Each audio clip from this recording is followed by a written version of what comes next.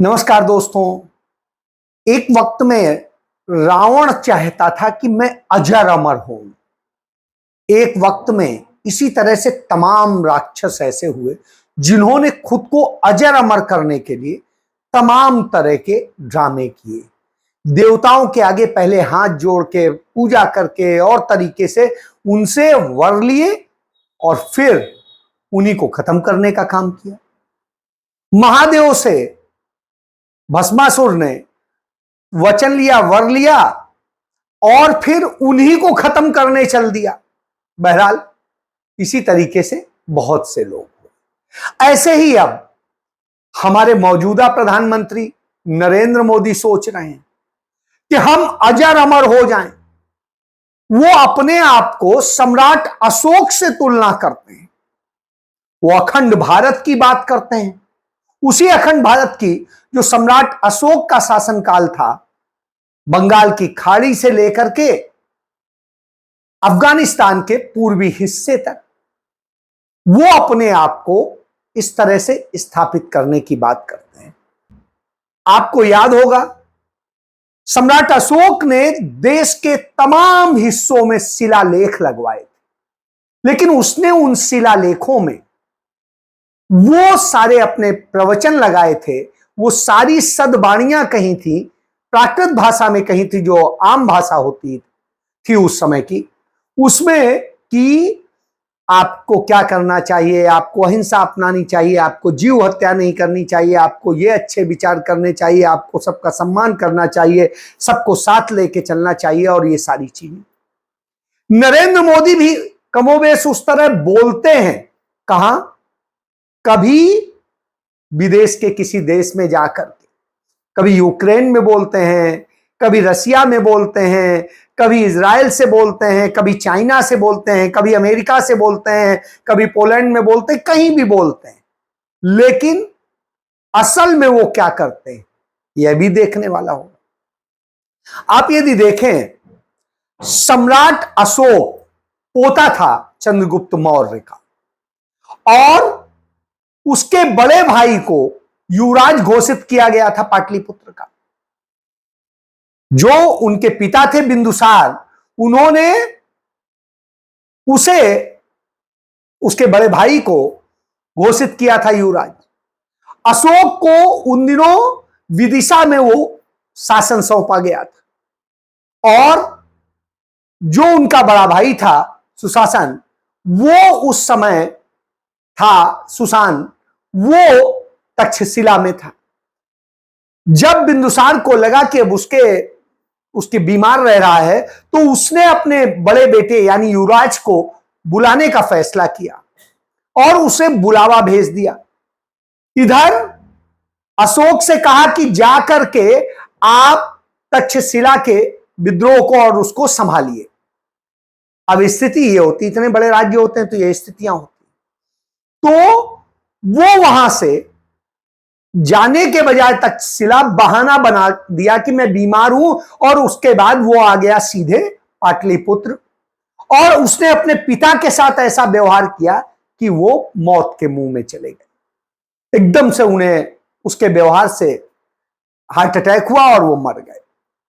बहरहाल उसने राज्य पर कब्जा कर लिया, वहां के कुछ लोगों के, मंत्रियों के साथ मिलके, और अपने भाई को, जब उनका भाई आया तो उसके साथ 4 साल युद्ध चला, और फिर भाई को उसने मार डाला। भाई के साथ साथ 99 अपने चचेरे भाइयों को भी मार डाला। जनता के, सेना के, सबके तमाम लोग मारे गए। अनुमान से बताया जाता है कि वो मरने व 4 साल के युद्ध में मरने वालों की संख्या 2 लाख से अधिक की थी। इसके बाद में अपने राज्य विस्तार की नीयत से, हिंदू राज्य था कलिंग, उस कलिंग में उसने चढ़ाई की, और वहां के भोले भाले शरीफ लोगों को, जो सनातन धर्म को मानते थे, जो कभी कुछ वो नहीं करते थे, उनको शांति से रहते थे, उन पर हमला किया, और उनको वहां पर कहा जाता है कि 1.25 लाख कलिंगवासियों को उसने मार डाला था, कत्लेआम किया था। उसी कत्लेआम के बाद उसे पश्चाताप हुआ। क्यों हुआ? क्योंकि जो विदिशा में वो जिस बनिया की लड़की से उसने एक अवैध विवाह कर रखा था, उसने अशोक के पास आने से इनकार कर दिया। उसने कहा, क्योंकि वो मानती थी बौद्ध धर्म को, उसने कहा जब तुम इतने भोले भाले सच्चे लोगों को मार सकते हो तो तुम क्या कर सकते हो, तुम इस योग्य नहीं हो कि मैं तुम्हें छूऊं। अशोक ने 36 साल शासन किया, उधर 34 साल की उम्र में बना था, यानी जोड़ लीजिए करीब 70-71 साल। तब उसे यह आया, सद्गुण आया, और उसने खुद भी पूरी तरीके से बौद्ध होते हुए उसने बौद्ध धर्म के प्रचार प्रसार और इसके लिए काम किए, तब शिलालेख लगवाए और सब कुछ किया, और उसके बाद उसने जीवन बदल दिया और सबके हित में इतना कुछ किया कि अपने पाप धोने की उसने कोशिश की थी। नरेंद्र मोदी ने कैसे सत्ता हासिल की, आप देखिए। जिस मध्यम वर्गीय परिवार में वो पैदा हुए, हालांकि वो झूठ बोलते हैं कि उनकी मां नौकरानी थी, बर्तन मांज के करती थी, वो ये था वो था, कुछ नहीं था। जब वहां का आप जाइएगा, उनके गांव जाइएगा वडनगर में, तो आपको मिलेगा कि नहीं, उनका परिवार सामान्य से जो काम बनिया जो या छोटी छोटे जातियों के लोग जो भी करते हैं उस तरीके से वो करते थे, और उससे खाना खर्चा सब चलता था। उनके पिता मेहनत से काम करते थे। उनके पिता क्यों मरे उसका भी आप पता कर लीजिएगा, उनको क्यों हार्ट अटैक आया था, किस हरकत के कारण आया था। 6 भाई बहन नरेंद्र मोदी के हैं, एक भी भाई बहन मां नरेंद्र मोदी के प्रधानमंत्री पद के शपथ ग्रहण में शामिल होने नहीं आया। क्यों नहीं आया, क्या बात थी कि उनके भाई बहन मां कोई भी उनके पास आने, उनके साथ रहने को तैयार नहीं। वजह समझिए। और नरेंद्र मोदी का जो विवाह किया था उनके परिवार ने, जिनके साथ वो करीब 1.5 साल रहे पति पत्नी की तरह से, उस पत्नी को वो धोखा दे करके आए थे। और आने के बाद में जिस तरीके से खुद को अपने 4 विधानसभा चुनाव लड़े मुख्यमंत्री रहते हुए, और चारों में उन्होंने कहा कि वो अविवाहित है। पहली बार जब प्रधानमंत्री पद के लिए वो कैंडिडेट बनाए गए और चुनाव लड़े लोकसभा का, तब उन्हें मजबूरन डिक्लेयर करना पड़ा, क्योंकि तब शर्त आ गई थी कुछ छिपा नहीं सकते, तो उन्हें कहना पड़ा कि हां वो विवाहित है, उनकी पत्नी है जसोदाबेन, नहीं तो इसके पहले तक छिपाते रहे। अब वही नरेंद्र मोदी खुद को अजर अमर बनाना चाहते हैं, वैसे ही बनाना चाहते हैं जैसे तमाम राक्षस बनाना चाहते थे, तमाम लोग बनाना चाहते। बताते ही हैं कि 2047 में हम विकसित भारत बनाएंगे और इतने साल वो करेंगे और ऐसे। तो अजर अमर बनने का जो उनका सपना है, उसी कड़ी में उन्होंने, जब राम मंदिर का शिलान्यास हो रहा था, उस वक्त उन्होंने उसमें टाइम कैप्सूल डलवाया, जिससे इतिहास में सदियों में याद रहे। वहां पे खुदाई हो तो पता चले कि नरेंद्र मोदी ने यह बनवाया था। इसी तरीके से उन्होंने टाइम कैप्सूल डलवाया संसद भवन की उस बिल्डिंग में, जो नई बिल्डिंग बनी। इसी तरीके से वो तमाम जगह देश में जहां जहां पर भी जो कुछ वो इस तरह का हो रहा है, वहां टाइम कैप्सूल लगवा रहे हैं, और इसके लिए वो कर रहे हैं। और इसीलिए इन्होंने जो मन की बात कार्यक्रम रखा है, उसे अशोक के ही उस प्रवचन संदेश की ही तरीके से प्रस्तुत करना चाहते हैं। इसके लिए उसके डिजिटलाइज और दूसरे फॉर्म में, हर फॉर्म में विजुअलाइज, डिजिटलाइज, दूसरी तरीके से जो वॉइस, और हर तरह से उसके कैप्सूल बन रहे हैं।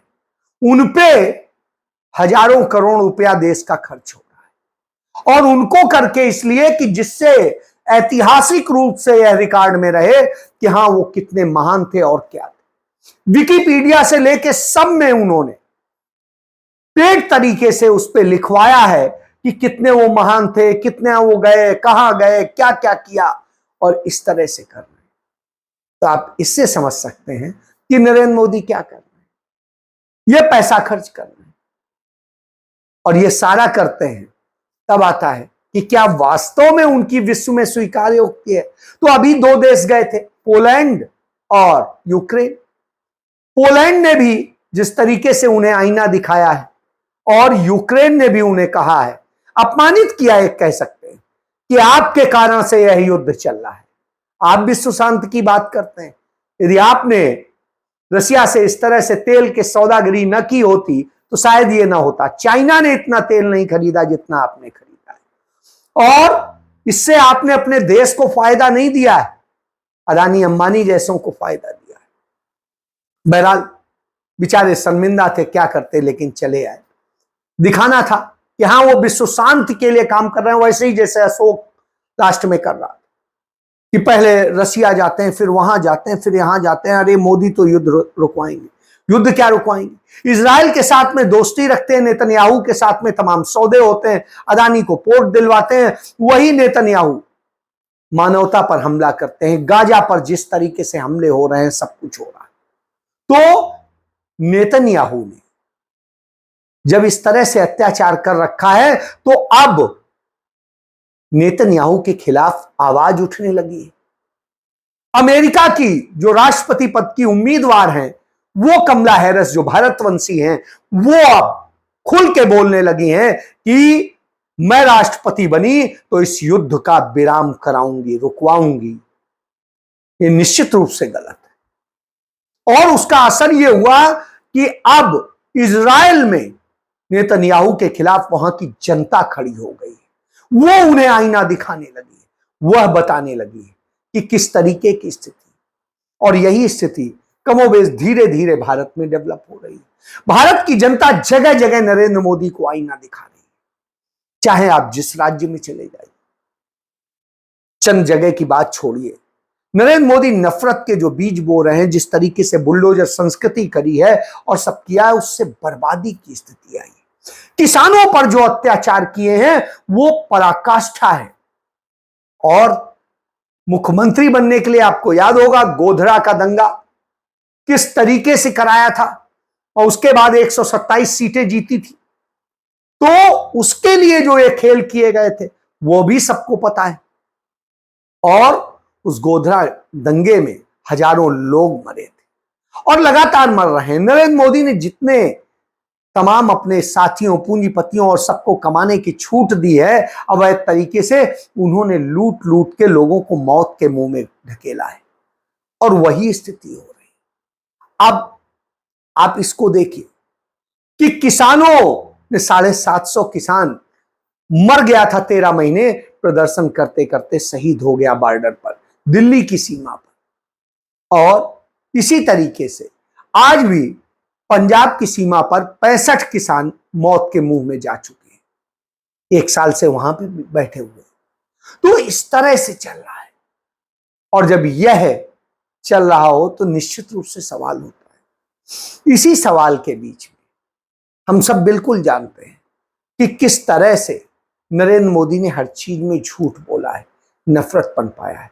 और नफरत पनपाने की स्थिति यह है कि उनकी सांसद, चहेती सांसद कंगना रनौत जिस तरीके से किसानों को बलात्कारी, हत्यारा और न जाने क्या क्या बताती है। वो कहती है किसान आंदोलन के दौरान किसान हत्या कर रहे थे, बलात्कार कर रहे थे, और न जाने क्या क्या बताती है। वो कहती हैं पंजाब को बदनाम करती है, कहती है पंजाब को यदि मोदी नहीं होते तो ये बांग्लादेश बन जाता और न जाने क्या बन जाता। हालांकि बांग्लादेश भारत से ज्यादा अच्छा है, वहां पर प्रति व्यक्ति आय में भी अच्छा है, दूसरी और तमाम चीजों में अच्छा है, हर चीज वहां के दी गई है। वहां इस तरह से नहीं, और वहां की जनता इसीलिए आवाज उठा लेती है। यदि उनकी सरकार अराजक हो जाती है, प्रधानमंत्री अराजक हो जाता है, तो उसे निकाल बाहर करते हैं। यह होता है। इजराइल में देखिए, इतने सब के बाद वहां की जनता खड़ी हो गई नेतन्याहू के खिलाफ, और इसी तरीके से रसिया में भी जनता खड़ी होती, और भी जगह खड़े हो तो आवाज लगाते हैं। अमेरिका हो, दूसरे देश, लेकिन भारत में आंदोलनों को कुचला जाता है, मारा जाता है। तो नरेंद्र मोदी ने दमनकारी देश बनाया है। उन्होंने अशोक से अच्छाइयां नहीं सीखी, बल्कि अशोक की सारी बुराइयां कैसे अपनाई जाए और उनके जरिए खुद को स्थापित किया जाए, यह खेल किया है नरेंद्र मोदी ने। 13 साल गुजरात में और 10.5 साल भारत देश में। तो यह समझिए, बनाया कुछ नहीं है, बिगाड़ा है। अशोक ने तो साम्राज्य को बड़ा बनाया था, समृद्ध बनाया था। इन्होंने बर्बाद किया है, कर्ज में ढकेला है। उसने कोई कर्ज नहीं था। तो आप ये समझिए, एक समृद्ध राष्ट्र। यह अंतर है दोनों। जय।